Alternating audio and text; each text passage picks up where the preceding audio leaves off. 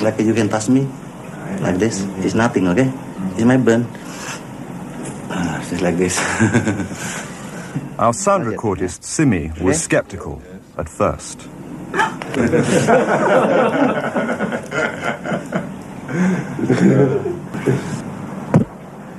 Later, he told us that anybody could learn this. God had given us all the yin-yang polarity, but it takes discipline and meditation to awaken and control it. And you must be very aware of your emotions. This energy can be dangerous. It can kill as well as heal. Projecting chi from the palm of the hand can also be used to resist rifle pellets, he says.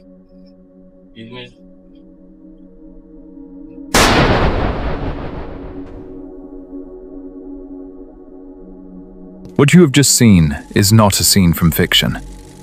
The man appearing in those images is John Chang, a master of a very little-known tradition called Mo-Pai, a practice that is part of something broader: internal alchemy, a system that has its roots in ancient Chinese Taoism, where it is known as Nei Dan, and that for centuries has sought to understand, refine, and direct the energy of the human body from within, the Qi.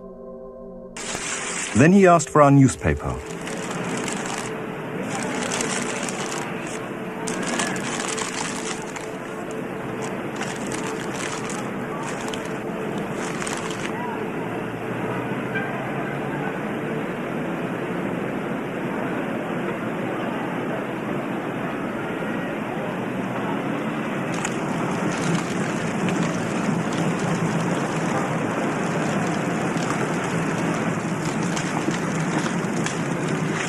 For centuries, this knowledge was kept hidden, passed quietly from master to student within small, secretive circles, far beyond the reach of the Western world. That is why footage like what we've just seen is so rare. These practices were almost never meant to be shown publicly. But beyond the mystery and spectacle, a bigger question remains. What is really happening here? Where does this energy come from? And what could human beings be capable of if we truly learned how to sense it, control it, and direct it? In the early 1980s, a group of documentary filmmakers traveled deep into Indonesia after hearing rumors about a healer with abilities that seemed almost impossible. Their goal was simple, yet incredibly ambitious: to capture on camera, for the very first time, the abilities of John Chang, a master of the Mo-Pai tradition, who claimed he could generate real bioelectric energy from within his own body. What they witnessed left everyone speechless. Chang not only performed acupuncture by transmitting powerful electrical discharges through the needles, but he also seemed capable of igniting paper with his hands, moving objects without touching them, and even piercing a solid wooden table with a simple plastic toothpick. So I invited a small group of scientists back from the United States with measuring equipment to test if DJ was for real. And if so, where might this energy belong on the electromagnetic spectrum? Years later, the team returned, accompanied by a group of scientists who attempted to measure and analyze these phenomena using different instruments. They witnessed the demonstrations firsthand, without finding a clear explanation or evidence of fraud. However, after displaying his abilities on camera, something happened that changed everything. According to his own testimony, John Chang was visited throughout an entire night by his already deceased master, who severely reprimanded him for having violated the strict taboos of his lineage. Deeply impacted, Chang made a radical decision: to cut all contact with the outside world. He disappeared from the public scene, forbade any new recordings, and withdrew completely, swearing never to show his abilities to the public eye again. And for years, nothing more was known about John Chang. His story faded back into mystery. No new recordings surfaced, and he made no public appearances. Until recently, when Mel Gibson appeared on the Joe Rogan Experience and shared a story as surprising as it was fascinating. I used to have a Qigong master. This is what kind of blows my mind about medicine and about ancient stuff. And he'd come in and he could like point at you, right, from this far away, and you'd feel it. But like, feel it like as palpable as someone pushing you around. It's like, ugh, ugh. Really? Yeah. I'm not kidding. What's interesting about this testimony is that it doesn't describe a vague or subjective sensation. According to Mel Gibson, what he experienced was something physical and direct. He wasn't talking about imagining energy, but about feeling a real force, as if something invisible were interacting with his own body. And what's most striking is that according to his account, no contact was needed. But what happened next was even more unsettling. One time he was working on me, and he was working on my liver. He said, "Your liver's blocked," because he looks at you. And if you look at him, he looks away. And his wife engages you while he checks you out. And then he gives you a little body map and he puts X's all over it. And you go, yeah, that's right. I got a pain here and a thing there. And he knows where everything is. One day he's at me on my back and he's pushing and I can feel my back and I'm at the wall. He hit me. He started yelling at my organ, at my liver, like, get out, whatever.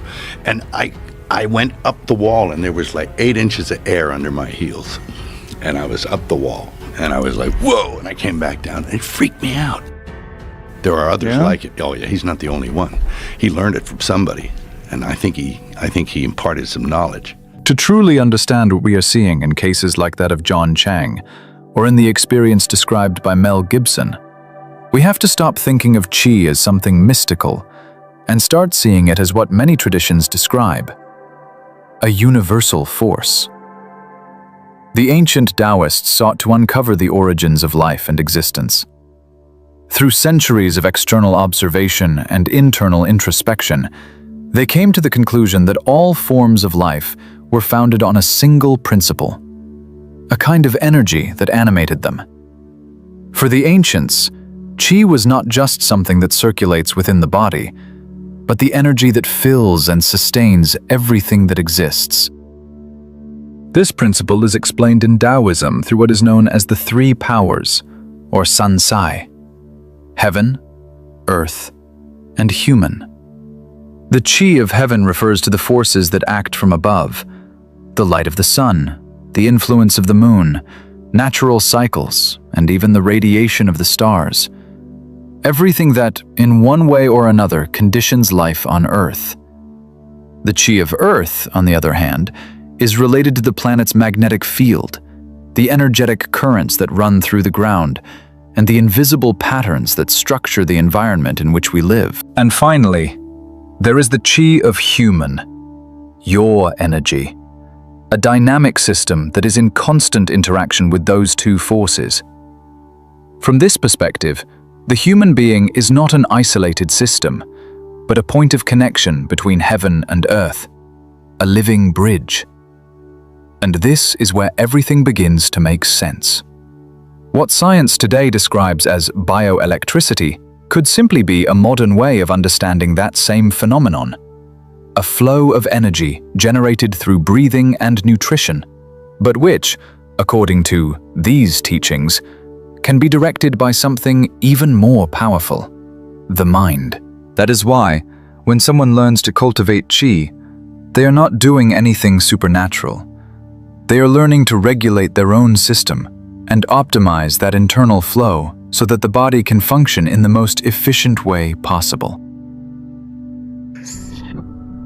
Energy, understanding of energy is understanding of body and spirit at one time. Same things. Okay? And understanding energy is the guide for you, the guide of your life, including your physical manifestation and spiritual manifestation.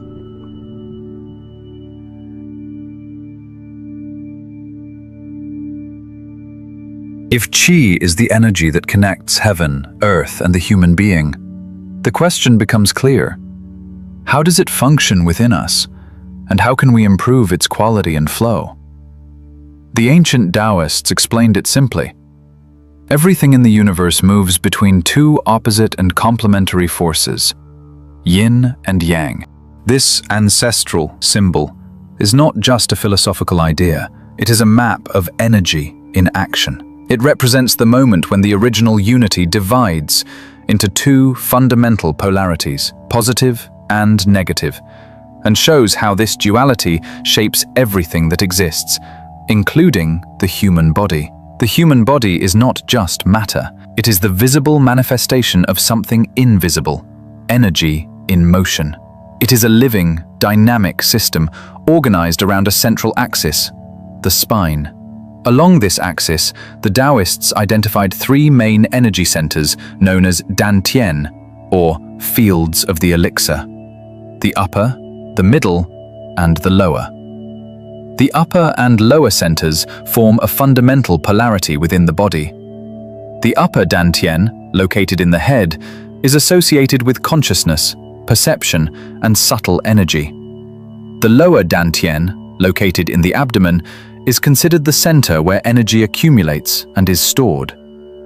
One defines the quality of energy, and the other the quantity, and both are connected through the central axis, functioning as a single integrated system. When these centers are in balance, energy flows smoothly.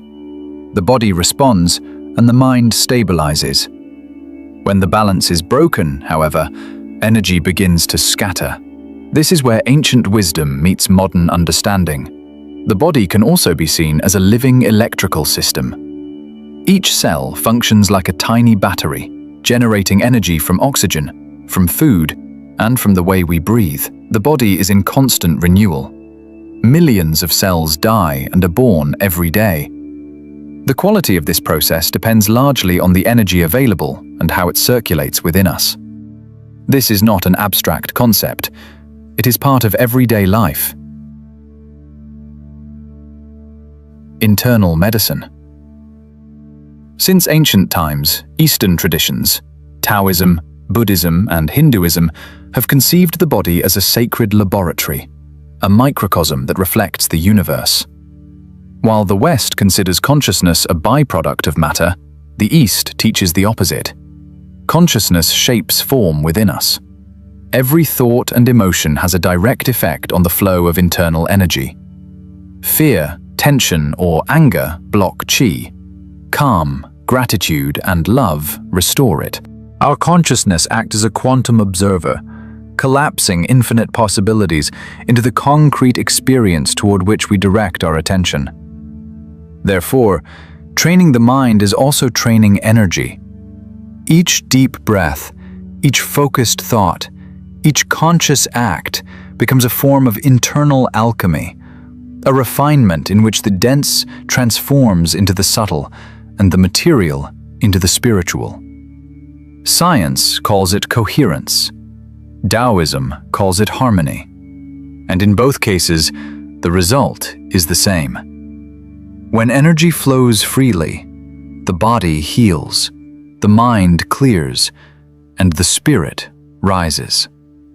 The human body is a reflection of the spirit, a node of individual consciousness that manifests in the dense planes of reality. Our essence descends from subtler levels, such as the planes of light or the astral, until it materializes in physical matter. Thus, the body is a projection of consciousness, a visible expression of energy vibrating at higher levels. This implies that, many times, illness is nothing more than a blockage in the subtle body, an interruption in the energetic flow that over time densifies until it manifests physically. True healing begins at the energetic level. By releasing blockages, qi flows again, and the body responds by regaining its natural balance.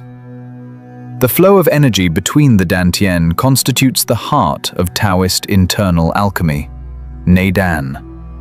When sufficient heat is generated in the lower Dantian as a result of the interaction between the fire of the heart and the water of the kidneys, vital essence, Jing, transforms into qi energy. This energy rises to the middle dantian, where it merges with Shen, and finally reaches the upper dantian, becoming light or spiritual energy. The goal of Qigong and internal alchemy is to develop this process, to enhance energy within the body, increase the circulation of qi, and achieve harmony between body, mind, and spirit. The health and vitality of the individual depend on the quantity and quality of energy present in these 3 dantian. Furthermore, these energy centers correspond to the chakras of Hinduism, and the process of raising and transmuting energy is reminiscent of the ascent of Kundalini in the Hindu tradition, where vital energy is purified and elevated toward higher consciousness. This is where one of the most powerful and accessible tools appears: breathing. Breathing is not merely taking in air, it is a way to influence the flow of energy and learn to guide it consciously. Anyone can practice this through specific breathing techniques. Energy blockages can be removed, energy flow can be strengthened, and even deeper states of consciousness can be accessed. If the body functions like an electrical system, most of us operate with the battery at minimum, not because energy is lacking, in fact, we are surrounded by it, but because we have never learned to generate it, store it, and make it circulate consciously. When some masters like John Chang seemed to demonstrate something extraordinary, in reality, what they had developed was a deep understanding of this internal system and the ability to regulate it at will. In this line, the work of Yang Jwing-Ming, teacher, researcher, and promoter of Chinese internal arts for decades, describes this process as a progressive path, a kind of internal engineering that transforms the way energy is organized within the body. Everything begins with the breath, not a superficial or automatic breath, but a conscious, deep, and subtle process. In Taoist traditions, there is mention of what is called embryonic breathing, a state in which the breath becomes so fine that it is barely perceived, as if the body were breathing by itself, returning to its embryonic origin. As the mind descends toward the abdomen and attention stabilizes in the lower dantian, energy stops dispersing and begins to accumulate. It is a process of gathering, of returning to the center, where mind and body gradually unify, which in these traditions is described as the integration of spirit with energy, Shen and Qi. When this foundation is consolidated, energy begins to move naturally, giving rise to what is known as the microcosmic orbit. The ancients described this phenomenon as an internal circuit that runs along the central axis of the body, ascending through the spine and descending along the front. It should not be understood as a simple visualization, but as a flow that awakens as the system regulates itself. Through this circulation, blockages begin to release, and the body regains greater internal coherence. Over time, this movement expands and evolves into what is called the macrocosmic orbit. Energy stops concentrating only on the central axis and begins to extend toward the extremities, reaching the hands, feet, and deeper tissues, and ultimately fusing with nature and the totality. At this point, the body is no longer perceived as something isolated, but consciousness expands beyond ordinary physical and mental limits, with the attainment of enlightenment as the ultimate goal. Now, this entire process does not occur immediately. These practices develop progressively, and what you are seeing here is a very general and simplified view, designed so that you can begin to perceive something from the very first moment. If you wish, you can try it now. Step 1. Embryonic breathing. Sit with your back straight. Relax the body and gently place your tongue on the palate, closing the upper energetic circuit. Close your eyes and bring your attention inward. Begin by directing your attention to the abdomen, a few centimeters below the navel, in the area of the lower dantian. Breathe slowly, softly, and silently, without forcing the rhythm. Allow the mind to descend and settle there, as if all your attention were gathered at that point. If you wish, you can also maintain a slight awareness in the center of the head, allowing that upper attention to gradually descend and unify with the sensation in the abdomen. It is a natural, effortless process in which the mind and energy begin to align. As the breath becomes more stable, something that may require more or less time depending on your internal state and practice, you can gently begin to introduce the idea of the microcosmic orbit. Step 2. Microcosmic orbit. During inhalation, allow the sensation to descend toward the base of the torso, toward the perineum. During exhalation, let that energy ascend along the spine, following the path of the governor vessel, Dumai, to the top of the head. From there, naturally allow it to descend along the front of the body, through the conception vessel, Ren Mai, returning once again to the abdomen. It is not about forcing the path, but suggesting it with attention, as if following a smooth, continuous, almost electrical flow. Step 3. Macrocosmic orbit. Before moving the energy throughout the entire body, make sure the flow in your internal orbit is continuous. If you already feel the energy circulating along the central axis, from the abdomen up the spine to the crown and back down the front, you can begin the next movement. With each exhalation, allow the sensation of warmth, vibration, or qi to extend gently from the abdomen toward the hands and the soles of the feet. Feel how it moves toward the center of the palms. Feel how it descends to the soles of the feet. This is a first step in expanding energy into the 12 main meridians of the body, beyond the central channels, contributing to balancing and vitalizing the entire energetic system. Once the energy becomes more palpable, allow this sensation to move more broadly up and down along the meridians of the arms and legs, toward the extremities of the hands and feet, as if all the body's energy pathways were being irrigated by a continuous current. Do not try to force or visualize with too much intensity. The key is to accompany the sensation with relaxed breathing and attention, as if following the natural movement of the energy. Practicing these kinds of energetic exercises together with meditation in a conscious and consistent way allows energy to expand beyond the central axis of the body, gradually connecting the main channels with the meridians of the arms and legs. This allows qi to flow more completely, bringing balance to both body and mind. Many practitioners report feeling more energized, vital, and awake, as if their body were more alive. They also begin to notice a deeper connection with their spirit, a sense of inner harmony, and a growing attunement with their own energy. Over time, these practices can help regulate the nervous system, promoting calm, emotional stability, and mental clarity. In the end, everything rests on a very simple principle. The mind guides the energy. And wherever attention is directed, the flow begins to establish itself. This is only the beginning, but it is enough to start directly experiencing how this internal system begins to awaken. That's all for today's video. Thank you very much for watching until the end. See you soon.